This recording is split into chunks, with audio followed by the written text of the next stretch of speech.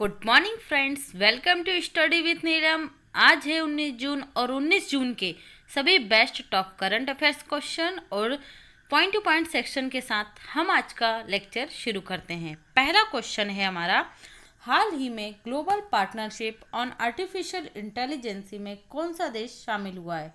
तो यहाँ शामिल हुआ है हमारा प्यारा भारत। इसका शॉर्ट फॉर्म होगा GPAI।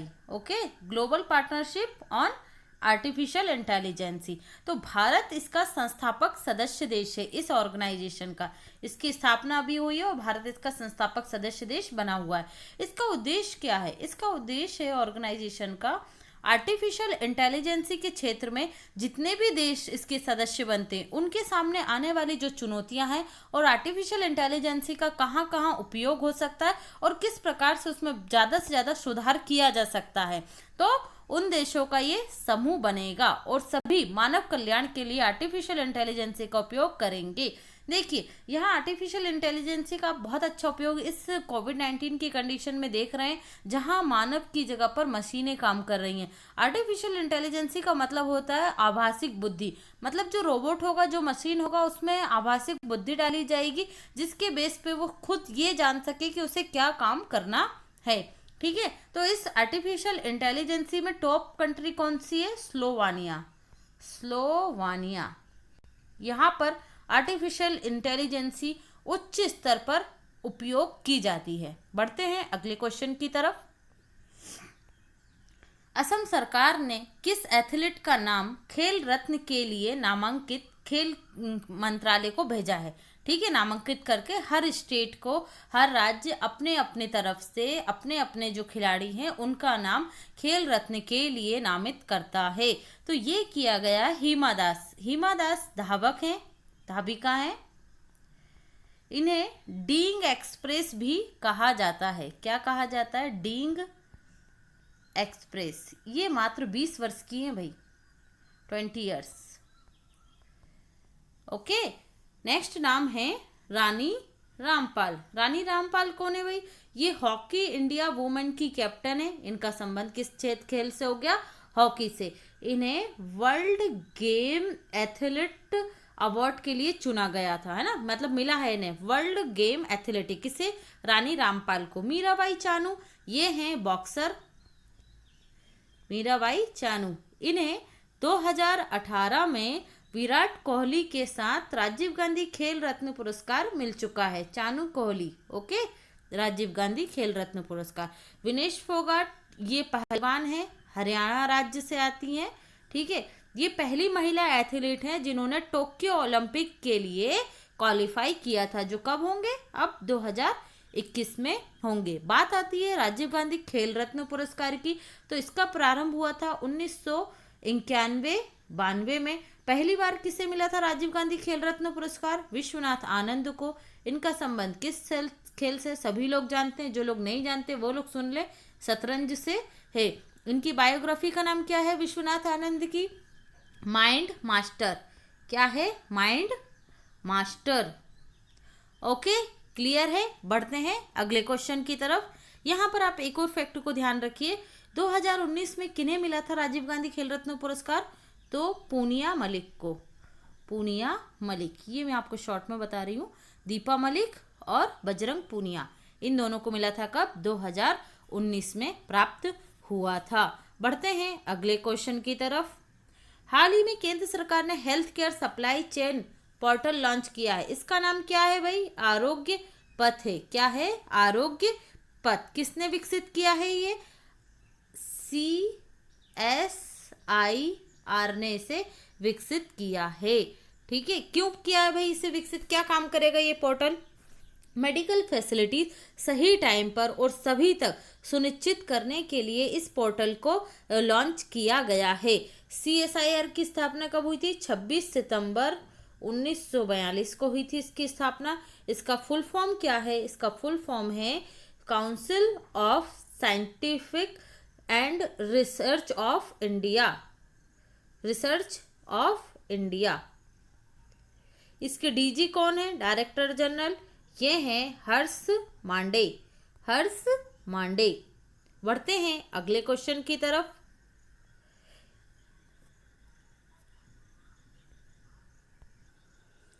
नेक्स्ट है हमारा खेलो इंडिया योजना के अंतर्गत खेलो India state centre of excellence का प्रथम चरण में कितने राज्यों को शामिल किया गया है? खेलो India state centre of excellence, clear है ये फुल फॉर्म? तो इसमें शामिल किए गए हैं 8 राज्य। देखते हैं भाई 8 राज्य कौन कौन से हैं। साउथ इंडिया के हैं 4 राज्य, यहाँ पर आप देखिए केरल, कर्नाटक, तेलंगाना, ओडिशा। और नॉर्थ इंडिया ईस्ट इंडिया के हैं उत्तर पूर्वी भारत, नॉर्थ ईस्ट के 4 राज्य हैं इसमें। ये आएगा मणिपुर, मिजोरम, नागालैंड, अरुणाचल प्रदेश। ओके, के टीओ से याद रख लीजिए और MMNA से याद रख लीजिए। बढ़ते हैं आगे। इसका उद्देश्य क्या है भाई? इस प्रोग्राम का उद्देश्य है कि भारत में इस तरीके की खेल फैसिलिटी प्रोवाइड करना कि यहाँ से भारत का अलग अलग क्षेत्रों का अच्छे से अच्छा टैलेंट बाहर निकल कर आए और उन्हें विश्व स्तर की खेल फैसिलिटी प्राप्त हो सके, जिससे वे भारत का परचम अंतर्राष्ट्रीय खेल प्रतियोगिताओं में ऊंचा कर सकें। बढ़ते हैं अगले क्वेश्चन की तरफ। उपन्यास कालरा एंड द सन किसके द्वारा लिखा गया है? ये किसके द्वारा लिखा गया है? ये लिखा है काजुआ इशिगोरा के द्वारा। इन्हें 2017 में नोबेल प्राइज मिल चुका है, ये आप लोग ध्यान रखिएगा, ठीक है। तो ये किनका उपन्यास है? काजुआ इशिगोरा का उपन्यास है। ओके, देखिए यहाँ पर मैंने आपको कल भी बताया था, मेघा मजुमदार, इनका उपन्यास क्या है? अ बर्निंग। और जेके रोलिंग ये हैरी पॉटर सीरीज की लेखिका भी हैं और इनकी बुक अभी आई है द इकाबॉग। ये आप लोग ध्यान रखिएगा। और ये बात करते हैं शोभा डे की, तो इनकी बुक का नाम क्या है? Lockdown lesson living and other stories. Lockdown lesson and other stories. बढ़ते हैं अगले क्वेश्चन की तरफ। हाल ही में संयुक्त राष्ट्र के 75वें UNGA का अध्यक्ष निम्नलिखित में से किन्हें चुना गया है? तो ये बने हैं वोल्कान बोजगीर। किस देश से हैं भाई? ये टर्की से हैं, ठीक है, इनको ध्यान रखिएगा। बात करते हैं रोबर्टो अजाबेडो, तो ये किसके अध्यक्ष हैं? ये हैं WTO के अध्यक्ष रोबर्टो अजाबेडो, ठीक है। कार्मेन मैनहार्ट, ये कहाँ की? ये वर्ल्ड बैंक की चीफ इकोनॉमिस्ट। मार्कोस ट्राइजो, ये कहाँ के? न्यू डेवलपमेंट बैंक के क्या हैं? प्रेसिडेंट है, न्यू डेवलपमेंट बैंक के प्रेसिडेंट।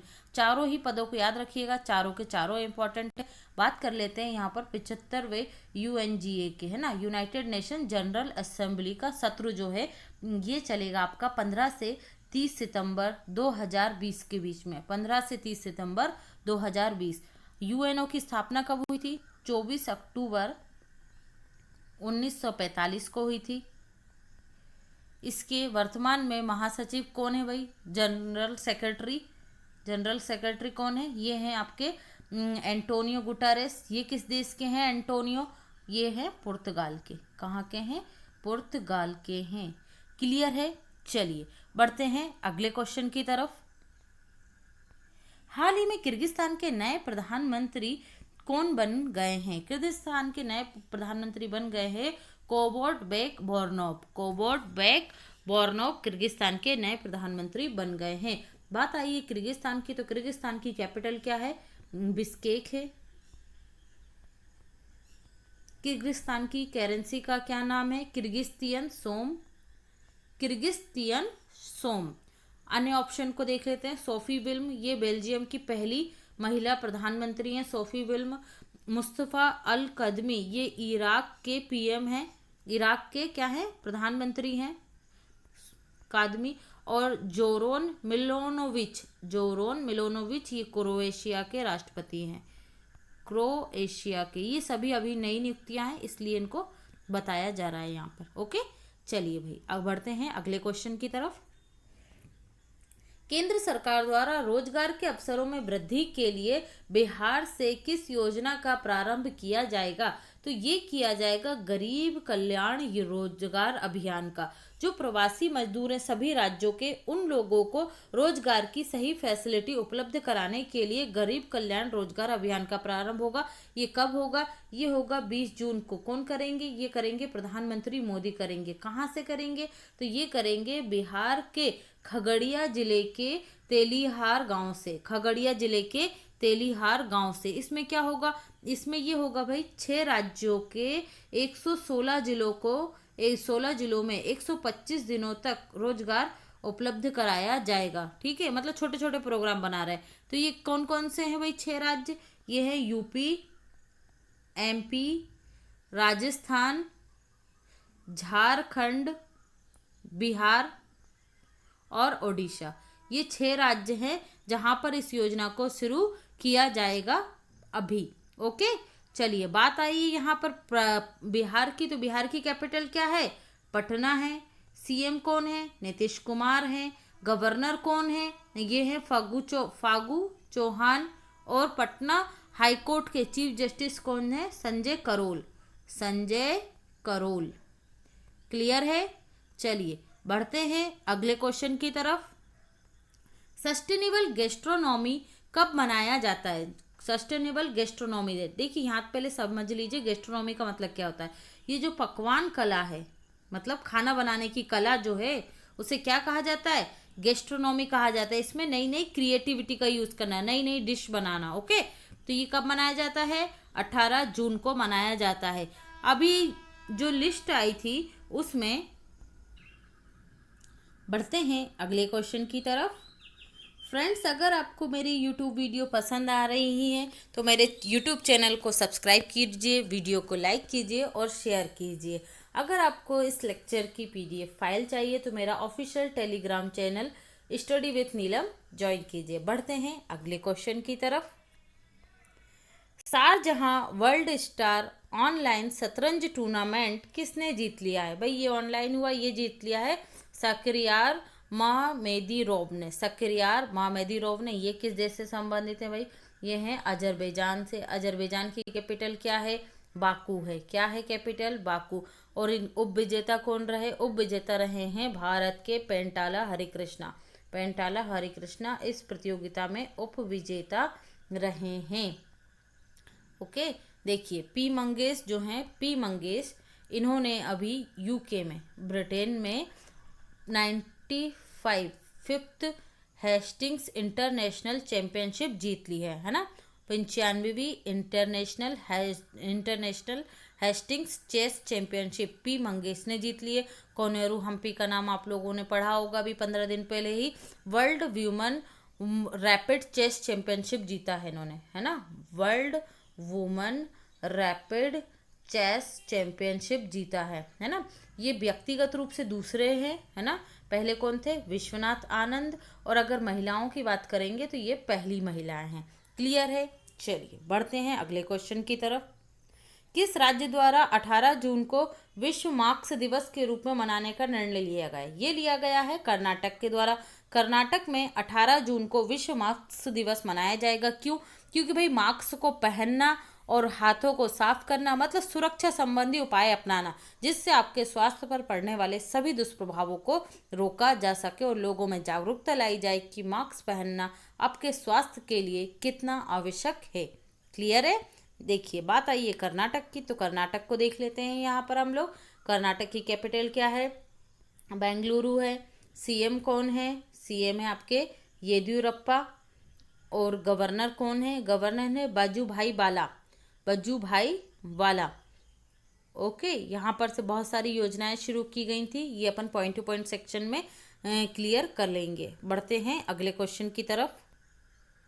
अगला है हमारा सेक्शन पॉइंट टू पॉइंट। ये सेक्शन आपका डायरेक्ट क्वेश्चन आंसर दोनों फॉर्म में होता है। आपको बस यहाँ पर जो आप लोगों ने पढ़ा है वो सिर्फ रिवीजन करना होता है। ओके फ्रेंड्स, स्टार्ट करते हैं। विश्व शतरंज दिवस कब मनाया जाता है? 20 जुलाई को। अभी हम लोगों ने 18 जून को पढ़ा है कि कर्नाटक मास्क दिवस मनाएगा और वर्ल्ड गैस्ट्रोनॉमी डे भी 18 जून को मनाते हैं। तो जब डे की बात आ गई तो हम पूरे के पूरे डे क्लियर करेंगे, है ना। तो क्या है? 1 जून को वर्ल्ड मिल्क डे, 2 जून को तेलंगाना दिवस, 3 जून को बाइसिकल डे, 5 जून को विश्व पर्यावरण दिवस, 7 जून को विश्व खाद्य सुरक्षा दिवस, 8 जून को वर्ल्ड महासागर दिवस, विश्व महासागर दिवस, और 9 जून को है प्रत्यायन दिवस, एक्रीडिएशन डे। इसमें क्या होता है, जो खाद्य और उत्पादन है उनकी विश्वसनीयता और उनके मूल्यों को बढ़ाने के लिए ये दिवस मनाया जाता है। 12 जून को बाल मजदूरी के खिलाफ विश्व दिवस, 13 जून को अंतर्राष्ट्रीय रंगहीनता एल्बिनिज्म डे, 14 जून को विश्व रक्तदाता दिवस, 15 जून को world Elder abuse awareness day और 17 जून को विश्व मरुस्थलीकरण और सूखा रोकथाम दिवस मनाया गया है। WHO के अगले कार्यकारी बोर्ड के अध्यक्ष के रूप में किन्हें नियुक्त किया गया है? डॉक्टर हर्षवर्धन, हमारे स्वास्थ्य मंत्री। महाराष्ट्र अपने लोगों को मुफ्त और कैशलेस बीमा सुरक्षा देने वाला देश का पहला राज्य बन गया है। मुफ्त होगी और कैशलेस बीमा सुरक्षा होगी, ठीक है। बेंगलुरु हवाई अड्डे को भारत और मध्य एशिया का सर्वश्रेष्ठ क्षेत्रीय हवाई अड्डा चुना गया। ये अध्यक्ष नहीं है भाई, समझ जाइएगा, क्या है, अड्डा है, हवाई अड्डा। सिंगापुर के चांगी हवाई अड्डे को लगातार आठवीं बार क्या चुना गया है? विश्व का सर्वश्रेष्ठ हवाई अड्डा चुना गया है सिंगापुर का चांगी हवाई अड्डा। टोक्यो हानेडा हवाई अड्डे को विश्व का सबसे स्वच्छ हवाई अड्डा चुना गया है, टोक्यो हानेडा हवाई अड्डे को। अंजलि सिंह भारत की पहली सैन्य राजनयिक है, कहाँ पर नियुक्त हैं भाई? ये रूस में नियुक्त हैं। सिलिकॉन वैली ऑफ इंडिया किसे कहा जाता है? जीके का क्वेश्चन है, याद रखिएगा, बेंगलुरु को। आईटी कैपिटल ऑफ इंडिया किसे कहते हैं? बेंगलुरु को ही कहते हैं। वर्ष 2019 में सबसे अधिक डिजिटल लेन देन में कौन सा शहर प्रथम रहा है? तो ये कौन सा रहा है? बेंगलुरु प्रथम रहा है। डिजिटल लेन देन का मतलब आप सभी लोग समझ गए होंगे। जन सेवक योजना नहीं समझते हैं तो बता देती हूँ। ऑनलाइन जो सेवाएं होती हैं उनके माध्यम से ही ज़्यादा से ज़्यादा क्या करना, ऑनलाइन पैसे लेना देना करना, कैश का उपयोग कम से कम करना। तो देखिए यहाँ पर है जनसेवक योजना, नमस्ते ओवर हैंड अभियान, प्राणवायु श्वासन जागरूकता अभियान, मेघ संदेश app, Bengaluru airport smart automatic irrigation system बनने वाला पहला एयरपोर्ट है। तो ये जनसेवक योजना कर्नाटक से है। नमस्ते ओवर हैंड का अभियान ये भी कर्नाटक का है। प्राणवायु श्वासन जागरूकता अभियान ये भी कर्नाटक का है। मेघ संदेश बाढ़ और जो तूफान होता है उसकी चेतावनी देने के लिए मेघ संदेश ऐप किसने लॉन्च किया? कर्नाटक सरकार ने। और Bengaluru airport automatic irrigation system बनाने वाला पहला एयरपोर्ट बन गया है। क्लियर है? ये सभी योजनाएं बेंगलुरु से या कर्नाटक से संबंधित हैं। कर्नाटक के बुक्कापटना को दूसरा चिंकारा वन्यजीव अभयारण्य घोषित किया गया है। विश्व पोलियो दिवस कब मनाया जाता है? 24 अक्टूबर को। यूएनओ की स्थापना भी आपको याद रखनी, 24 अक्टूबर 1945 को हुई थी। राष्ट्रीय खाद्य दिवस कब मनाया जाता है? 24 अक्टूबर को राष्ट्रीय खाद्य दिवस। और विश्व खाद्य सुरक्षा दिवस कब मनाते हैं हम? 7 जून को। याद करते हुए चलिए। यूएनओ में भारत के स्थायी प्रतिनिधि कौन है? TS त्रिमूर्ति हैं, TS त्रिमूर्ति हैं। बिहार का शोक किसे कहा जाता है? कोसी नदी को कहा जाता है। जयप्रकाश नारायण एयरपोर्ट किस राज्य में है? बिहार में है। देश का पहला डॉल्फिन शोध केंद्र कहाँ पर है? पटना, बिहार में है। 22 मार्च को बिहार दिवस मनाया जाता है। मधुबनी पेंटिंग किस राज्य से संबंधित है? बिहार से है। भागलपुर में बिहार का पहला कछुआ रिहेबिलिटेशन सेंटर खोला गया है, बिहार का फर्स्ट। हाल ही में BCCI के लोकपाल DK जैन का कार्यकाल 1 साल के लिए बढ़ा दिया गया है। तो BCCI के लोकपाल कौन है? DK जैन हैं। पिनाकी चंद्र घोष हैं, ये बोस नहीं है भाई, घोष हैं। घोष भारत के पहले लोकपाल बने हैं, है ना, ध्यान रखिएगा। बहुत लंबी लड़ाई लड़ी गई लोकपाल के लिए। इंटरनेशनल हॉकी फेडरेशन के अध्यक्ष कौन है? नरेंद्र बत्रा हैं। के Venugopal attorney general of India हैं। इनका कार्यकाल 1 वर्ष के लिए बढ़ा दिया गया है कोविड-19 की वजह से। Board of cricket control of India, इसकी स्थापना कब हुई थी? BCCI की 1928 में स्थापित। हेडक्वार्टर कहाँ पर है भाई? मुंबई में है। CEO कौन है? राहुल जौहरी हैं। अध्यक्ष कौन है BCCI के? सौरभ गांगुली हैं। और सचिव कौन है? जय शाह हैं, ये अमित शाह के बेटे हैं। तो फ्रेंड्स, ये था हमारा 19 जून का वीडियो। आपको कैसा लगा कमेंट सेक्शन में ज़रूर बताइए। Thank you for watching this video.